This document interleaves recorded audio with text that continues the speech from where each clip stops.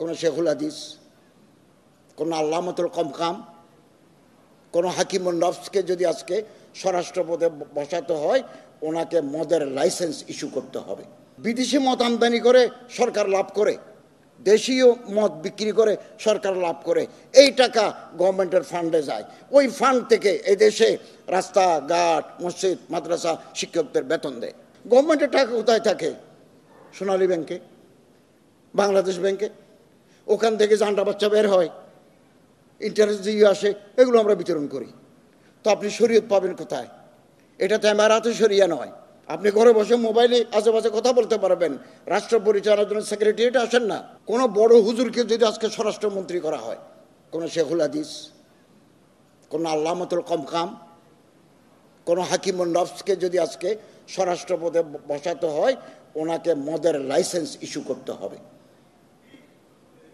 কেরোয়েন company থেকে দেশীয় মদ তৈরি হয়, বাংলাদেশ সরকার বিদেশ থেকে মদ আমদানি করে মদের লাইসেন্স দেয়। এটা বাস্তবতা।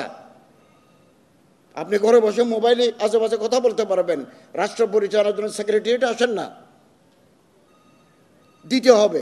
100 জন যদি মদের লাইসেন্সধারী লোক এক জায়গায় থাকে, ওখানে আপনি ডিলার দিবেন। বিদেশি মদ আমদানি করে সরকার লাভ করে, দেশীয় মদ বিক্রি করে সরকার লাভ করে, এই টাকা গভর্নমেন্টের ফান্ডে যায়। ওই ফান্ড থেকে এদেশে রাস্তাঘাট, মসজিদ, মাদ্রাসা, শিক্ষকদের বেতন দেয়।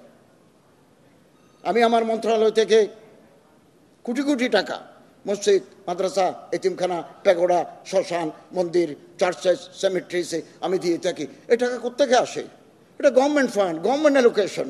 গভর্নমেন্টের টাকা কোথায় থাকে? সোনালী ব্যাংকে, বাংলাদেশ ব্যাংকে। ওখান থেকে জান্ডা বাচ্চা বের হয়, ইন্টারেস্ট দিয়ে আসে, এগুলো আমরা বিতরণ করি। তো আপনি শরীয়ত পাবেন কোথায়? এটা তো এমারাতে শরিয়া নয়, এটা তো ইসলামিক স্টেট নয়, এটা completely secular state, legacy from the British regime. একটা কাঠামোর ভিতরে দেশ চলে আসছে। শরীয়ত আমরা ব্যক্তিগতভাবে পালন করি। আপনি মন্দিরে যাবেন কি না, it is up to you.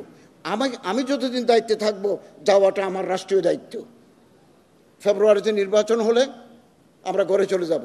4 গুণ শক্তিশালী এনজাইম ও অধিক ফেনা সমৃদ্ধ অরিক সিলভার ওয়াশ মাত্র 70 টাকায়।